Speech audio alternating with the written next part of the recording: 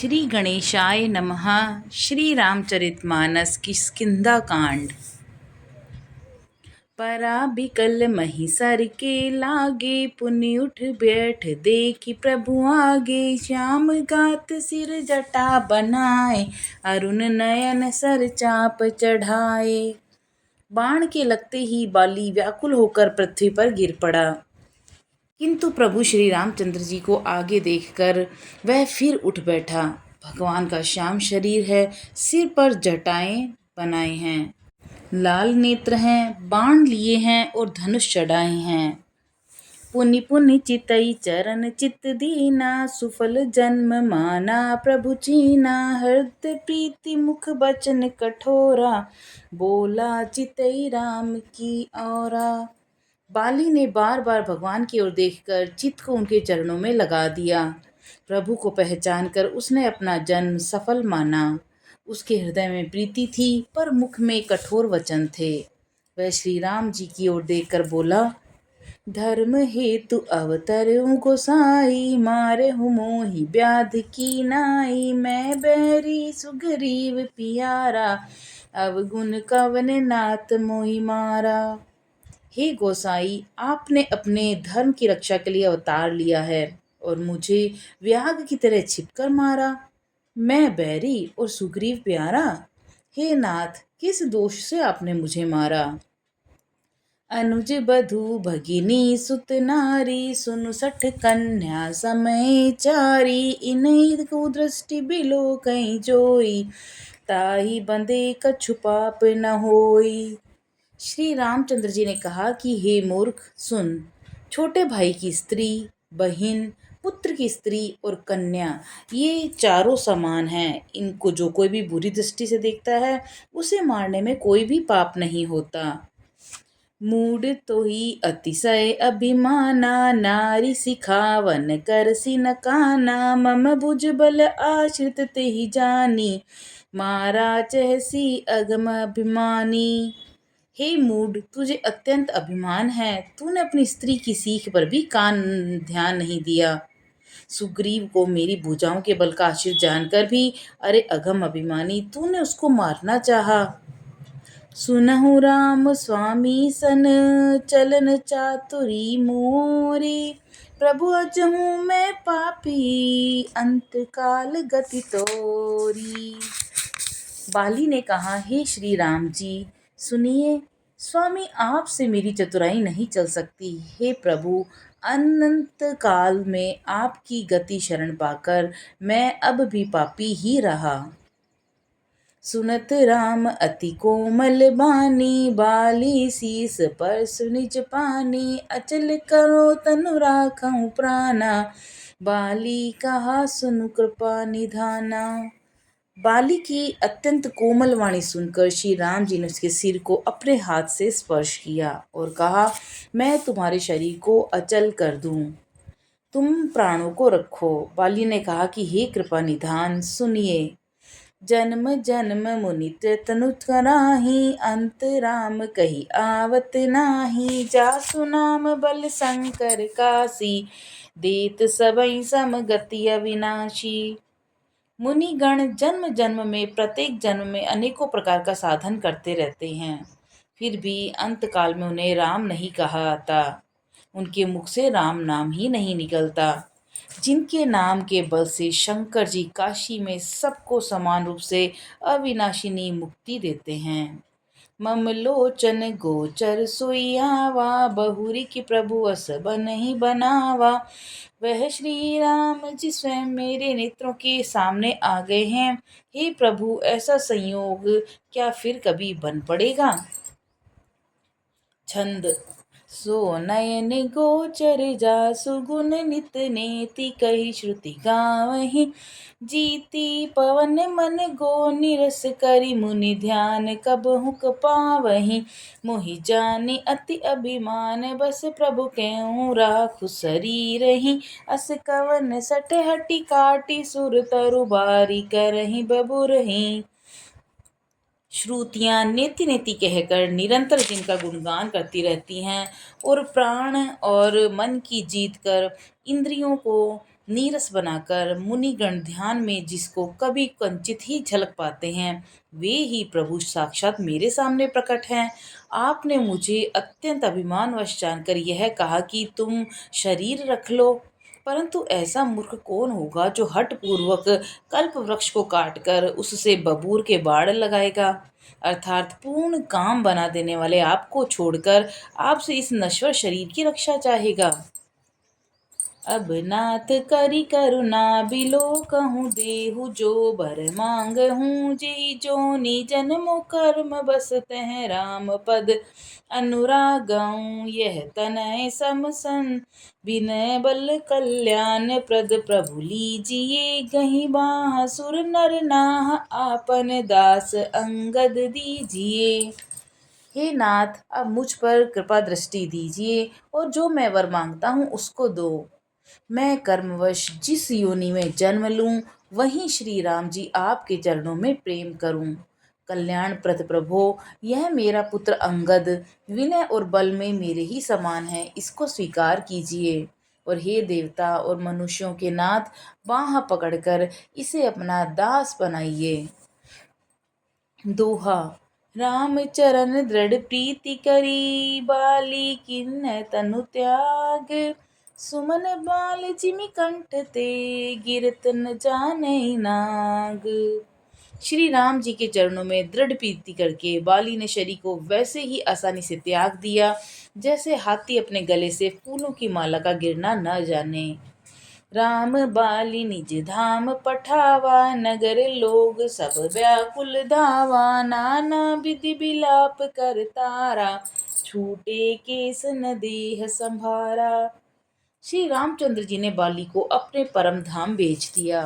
नगर के सब लोग व्याकुल होकर दौड़े।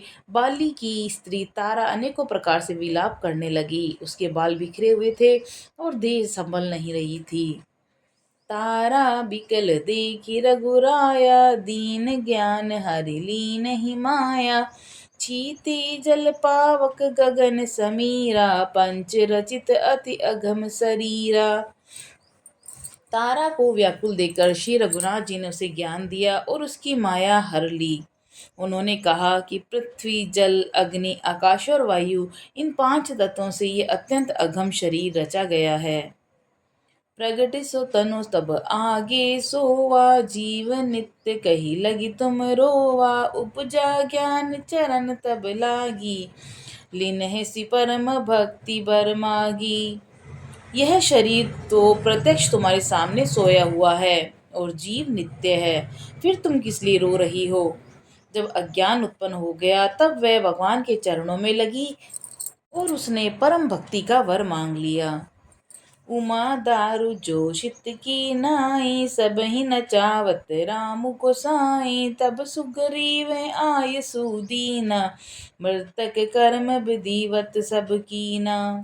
शिवजी कहते हैं कि हे उमा स्वामी, श्री राम जी सबको कठपुतली की तरह नचाते हैं। तदंतर श्री राम जी ने सुग्रीव को आज्ञा दी और सुग्रीव ने विधि पूर्वक बालिका सब मृतक कर्म करे। राम कहा अनुजई समुझाई राज देहु सुग्रीव वहीं जाई रघुपति चरण नाई करी माथा चले सकल प्रेरित रघुनाथा। तब श्री रामचंद्र जी ने छोटे भाई लक्ष्मण को समझाकर कहा कि तुम जाकर सुग्रीव को राज्य दे दो। श्री रघुनाथ जी की आज्ञा से सब लोग श्री रघुनाथ जी के चरणों में मस्तक नवाकर चले। लक्ष्मण तुरत बुलाए पुरजन विप्र समाज राज दीन सुग्रीव कहाँ अंगद कह जुवराज। लक्ष्मण जी ने तुरंत ही सब नगर वासियों को और ब्राह्मणों के समाज को बुला लिया और उनके सामने सुग्रीव को राज्य और अंगद को युवराज पद दिया। उमा राम समहित जग माही गुरु पितु मातु बंधु प्रभु नाई सुर नर मुनि सब की यह रीति स्वारथ लागी करई सब प्रीति। हे पार्वती, जगत में श्री राम जी के समान हित करने वाला गुरु पिता माता बंधु और स्वामी कहीं नहीं है। देवता मनुष्य और मुनि सबकी यही रीति है कि स्वार्थ के लिए ही सब प्रीति करते हैं। बाली त्रास व्याकुल दिन राति, तन बहु ब्रन चिंता जर छाती। छाती सोई सुग्रीव कीन कपिराऊ, अति कृपाल रघुबीर सुभाऊ। जो सुग्रीव दिन रात बाली के भय से व्याकुल रहता था, जिसके शरीर में बहुत से घाव हो गए थे और जिसकी छाती चिंता के मारे जला करती थी, उसी सुग्रीव को उसने वानरों का राजा बना दिया। श्री रामचंद्र जी का स्वभाव अत्यंत ही कृपालु है। जानत हूँ अस प्रभु परिहरहि, काहे न विपति जाल नर परहि। पुनि सुग्रीव ही लीन बोलाई, बहु प्रकार नृपनीति सिखाई। जो लोग जानते हुए भी ऐसे प्रभु को त्याग देते हैं, वे क्यों न विपत्ति के जाल में फंसे। फिर श्री राम जी ने सुग्रीव को बुला लिया और बहुत प्रकार से उन्हें राजनीति की शिक्षा दी। कह प्रभु सुनु सुग्रीव हरीसा, पुर न जाऊं 10 चारि बरिसा। गत ग्रीष्म वर्षा ऋतु आई, रहियूं निकट सेल पर छाई। फिर प्रभु ने कहा कि हे वानरपति सुग्रीव सुनो, मैं 14 वर्ष तक बस्ती में नहीं जाऊंगा। ग्रीष्म ऋतु बीतकर वर्षा ऋतु आ गई, अतः मैं यहाँ पास ही वर्ष पर्वत पर टिका रहूंगा। अंगद सहित करऊं तुम राजू, संतत हृदय धरे मम काजू। जब सुग्रीव भवन फिर आए, ब्राह्मु पर बर्शन गिरि पर छाए। तुम अंगद सहित राज्य करो और मेरे काम को हृदय में सदा ध्यान रखना। तदंतर जब सुग्रीव घर लौट आए, तब श्री राम जी प्रवर्षण पर्वत पर जा टिके। प्रथम ही देवन गिरि गुहारा, क्यों रुचिर बनाई। राम कृपा निधि कछु दिन, बास करेंगे आई। देवताओं ने पहले से ही उस पर्वत की एक गुफा को सुंदर बना रखा था। उन्होंने सोच रखा था कि कृपा की खान श्री राम जी कुछ दिन यहाँ आकर निवास करेंगे। सुंदर बन कुसुमित अति शोभा, गूंजत मधुबनी कर मधुलोभा। कंद मूल फल पत्र सुहाए, भये बहुत जब ते प्रभु आए। सुंदर वन फूला हुआ अत्यंत सुशोभित है। मधु के लोभ से भंवरों के समूह गुंजार कर रहे हैं। जब से प्रभु आए तब से वन में सुंदर कंद मूल फल और पत्तों की बहुतायत हो गई। देखी मनोहर सेल अनुपा, रहित अनुज सहित सुर भूपा। मधुकर खगन मृग तनु धरि देवा, करहि सिद्ध मुनि प्रभु के सेवा। मनोहर और अनुपम पर्वत को देखकर देवताओं के सम्राट श्री राम जी छोटे भाई सहित वहां रह गए। देवता सिद्ध और मुनि भंवरों पक्षियों और पशुओं के शरीर धारण करके प्रभु की सेवा करने लगे। मंगल रूप भयउ तब ते, बनते किन्ह निवास रमापति जब ते। फटिक शिला अति शुभ्र सुहाई, सुख आसीन तहाँ दो भाई। जब से रमापति श्री रामचंद्र जी ने वहां निवास किया, तब से वन मंगल स्वरूप हो गया। सुंदर स्फटिक मणि की एक अत्यंत उज्जवल शिला है, उस पर दोनों भाई सुखपूर्वक विराजमान हैं। कहत अनुज सन कथा अनेका, भगति विरति नृपनीति विवेका। वर्षा काल मेघ नभ छाए, गरजत लागत परम सुहाए। श्री राम जी छोटे भाई लक्ष्मण जी से भक्ति वैराग्य राजनीति और ज्ञान की अनेकों कथाएं कहते हैं। वर्षा काल में आकाश में छाए हुए बादल गरजते हुए बहुत ही सुहावने लगते हैं। लक्ष्मण देखू मोर गन, नाचत बारिद पेखी। कहीं बितरत हर्ष जस, विष्णु भगत कहीं देखी। श्री राम जी कहने लगे कि हे लक्ष्मण देखो, भंवरों मोरों के झुंड बादलों को देखकर नाच रहे हैं, जैसे वैराग्य में अनुरक्त ग्रस्त किसी विष्णु भक्त को देखकर हर्षित होता है।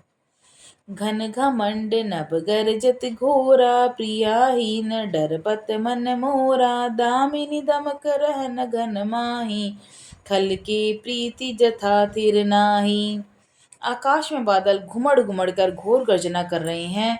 सीता जी के बिना मेरा मन डर रहा है। बिजली की चमक बादलों में ठहरती नहीं, जैसे दुष्ट की प्रीति स्थिर नहीं रहती। बरसहि जलद भूमि नियराए, जथा नवहि बुध विद्या पाए। बूंद अगात सही गिरि कैसे, खल के बचन संत सह जैसे। बादल पृथ्वी के समीप आकर नीचे उतरकर बरस रहे हैं, जैसे विद्या पाकर विद्वान नम्र हो जाते हैं। बूंदों की चोट पर्वत कैसे सहते हैं, जैसे दुष्टों के वचन संत कैसे सहते हैं। क्षुद्र नदी भरी चली तोराई, जस थोरऊं घन खल इतराई। भूमि परत भाडा बर पानी, जनु जीवहि माया लपटानी। छोटी नदियां भरकर किनारों को तुड़ाती हुई चली, जैसे थोड़े से धन से ही दुष्ट इतरा जाता है। पृथ्वी पर पड़ते ही पानी गंदला हो गया, जैसे शुद्ध जीव के माया लिपट गई हो। समिटी समिटी जल भरई तलावा, जिमि सद्गुण सज्जन पई आवा। सरिता जल जल निधि महु चाई, होई अचल जिमि जीव हरि पाई। जल एकत्रित हो होकर तालाबों में भर रहा है, जैसे सद्गुण सज्जन के पास चले आते हैं। नदी का जल समुद्र में जाकर वैसे स्थिर हो जाता है, जैसे जीव श्री हरि को पाकर अचल आवागमन से मुक्त हो जाता है। हरित भूमि तृण सकुल समुझी, परहि नहीं पंथ। जिमि पाखंड बाधते, गुप्त होई सदग्रंथ। पृथ्वी घास से परिपूर्ण होकर हरी हो गई है, जिससे रास्ते समझ में नहीं पड़ते। जैसे पाखंड मत के प्रचार से सदग्रंथ गुप्त या लुप्त हो जाते हैं। दादुर धुनि चहु दिशा सुहाई, वेद पढ़ई जनु बटु समुदाई। नव पल्लव भय बिटप अनेका, साधक मन जस मिलय विवेका। चारों दिशाओं में मेंढकों की ध्वनि ऐसे सुहावनी लगती है, मानो विद्यार्थियों के समुदाय वेद पढ़ रहे हैं। अनेकों वृक्षों में नए पत्ते आ गए हैं, जिससे वे ऐसे हरे भरे और सुशोभित हो गए हैं, जैसे साधक का मन ज्ञान प्राप्त होने पर हो जाता है। अर्क जवास पात बिनु भयऊ, जस सुराज खल उद्दम गयऊ। सोजत कतहु मिलई नहीं दूरी, करई क्रोध जिमि धर्महि दूरी। मदार और जवासा बिना पत्ते के हो गए, जैसे श्रेष्ठ राज्य में दुष्टों का उगम जाता रहा, धूल कहीं खोजने पर भी नहीं मिलती। जैसे क्रोध धर्म को दूर कर देता है, अर्थात क्रोध का आवेश होने पर धर्म का ज्ञान नहीं रह जाता। शशि संपन्न सो मही कैसी, उपकारी के संपत्ति जैसी। निशितम गन खग्योत भी राजा, जनु दम्भिन कर मीला समाजा। अन्न से युक्त लहलहाती खेती से हरी भरी पृथ्वी कैसी शोभित हो रही है, जैसे उपकारी पुरुष की संपत्ति। रात के घने अंधकार में जुगनू शोभा पा रहे हैं, मानो दंभियों का समाज आ जुटा हो। महावृष्टि चली फूटी कियारी, जिमि सुतरंत भय बिगरहि नारी। कृषि निर्वारहि चतुर कसीन किसाना, जिमि बुध तजहि मोह मद माना। भारी वर्षा से खेतों की क्यारियां फूट चली हैं, जैसे स्वतंत्र होने से स्त्रियां बिगड़ जाती हैं। चतुर किसान खेतों को निरा रहे हैं, उनमें से घास आदि को निकालकर फेंक रहे हैं, जैसे विद्वान लोग मोह मद और मान का त्याग कर देते हैं। देखियत चक्र भाग खग नाही, कलहि पाई जिमि धर्म पराई। ऊषर बरसहि तृण नहीं जामा, जिमि हरिजन ही उपजन कामा। चक्रवाक पक्षी दिखाई नहीं दे रहे, जैसे कलयुग को पाकर धर्म भाग जाता है। ऊसर में वर्षा होती है, पर वहां घास तक नहीं उगती, जैसे हरि भक्त के हृदय में काम नहीं उत्पन्न होता। विविध जंतु संकुल मही ब्राजा, प्रजा बाढ़ जिमि पाई सुराजा। जह तह रहे पथिक थकी नाना, जिमि इंद्रिय गण उपजे ज्ञाना। पृथ्वी अनेक तरह के जीवों से भरी हुई उसी तरह शोभायमान है, जैसे सुराज्य पाकर प्रजा की वृद्धि होती है। जहाँ तहाँ अनेक पथिक ठहरे हुए हैं, जैसे ज्ञान उत्पन्न होने पर इंद्रियां शिथिल होकर विषयों की ओर जाना छोड़ देती हैं। कबहु प्रबल बह मारुत, जह तह मेघ बिलाही। चिमि कपूत के उपजे कुल, सरदर्म न साही। कभी कभी वायु बड़े जोर से चलने लगती है, जैसे बादल जहां तहां गायब हो जाते हैं। जैसे कुपुत्र के उत्पन्न होने से कुल के उत्तम धर्म नष्ट हो जाते हैं। कबहु दिवस मह निबिड़ तम, कबहु क प्रगट पतंग। बिन सई उपजई ज्ञान जिमी, पाई कुसंग सुसंग। कभी बादलों के कारण दिन में घोर अंधकार छा जाता है, तो कभी सूर्य प्रकट हो जाते हैं। जैसे कुसंग पाकर ज्ञान नष्ट हो जाता है और सुसंग पाकर उत्पन्न हो जाता है। वर्षा बिगत सरत ऋतु आई, लक्ष्मण देखऊं परम सुहाई। फूले कास सकल मही छाई, जनु वर्षा कृत प्रगट बुढ़ाई। हे लक्ष्मण देखो, वर्षा बीत गई, परम सुंदर शरद ऋतु आ गई। फूले हुए कास से सारी पृथ्वी छा गई, मानो वर्षा ऋतु ने कास रूपी सफेद बालों के रूप में अपना बुढ़ापा प्रकट किया है। उदित अगस्त्य पंत जल सोषा, जिमिलो भई सोषई संतोषा। सरिता सर निर्मल जल सोहा, संत हृदय जस गद मद मोहा। अगस्त्य के तारे ने उदय होकर मार्ग के जल को सोख लिया, जैसे संतोष लोभ को सोख लेता है। नदियों और तालाबों का निर्मल जल ऐसी शोभा पा रहा है, जैसे मद और मोह से रहित संतों का हृदय। रस रस सुख सरित सर पानी, ममता त्याग करहि जिम ज्ञानी। जानी शरद ऋतु खंजन आए, पाई समय जिम सुकृत सुहाए। नदी और तालाबों का जल धीरे धीरे सूख रहा है, जैसे विवेकी पुरुष ममता का त्याग करते हैं। शरद ऋतु जान खंजन पक्षी आ गए, जैसे समय पाकर सुंदर सुकृत आ जाते हैं। पंक न रेनु सोह असि घरनी, निति निपुण नृप के जसि करनी। जल संकोच बिकल भय मीना, अबुध कुटुम्ब जीम धनहीना। न कीचड़ है न धूल है, इससे धरती ऐसी शोभा दे रही है जैसे नीति निपुण राजा की करनी। जल के कम हो जाने से मछलियां व्याकुल हो रही हैं, जैसे विवेक शून्य कुटुंबी गृहस्थ के धन के बिना व्याकुल होता है। बिनु घन निर्मल सोह आकाशा, हरिजन इव परिहरि सब आशा। कहूँ कहूँ भ्रष्ट सारदी थोरी, को एक पाव भक्ति जिमि मोरी। बिना बादलों का निर्मल आकाश ऐसे शोभित हो रहा है, जैसे भगवत सब आशाओं को छोड़कर सुशोभित होते हैं। कहीं कहीं विरले ही स्थानों में शरद ऋतु की थोड़ी थोड़ी वर्षा हो रही है, जैसे कोई विरले ही मेरी भक्ति पाते हैं।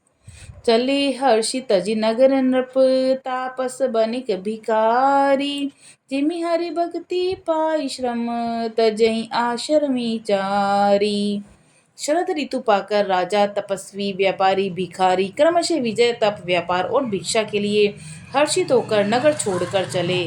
जैसे श्री हरि की भक्ति पाकर चारों आश्रम वाले नाना प्रकार के साधन रूपी श्रमों को त्याग देते हैं। बोलो सियावर रामचंद्र की जय, पवन सुत हनुमान जी की जय।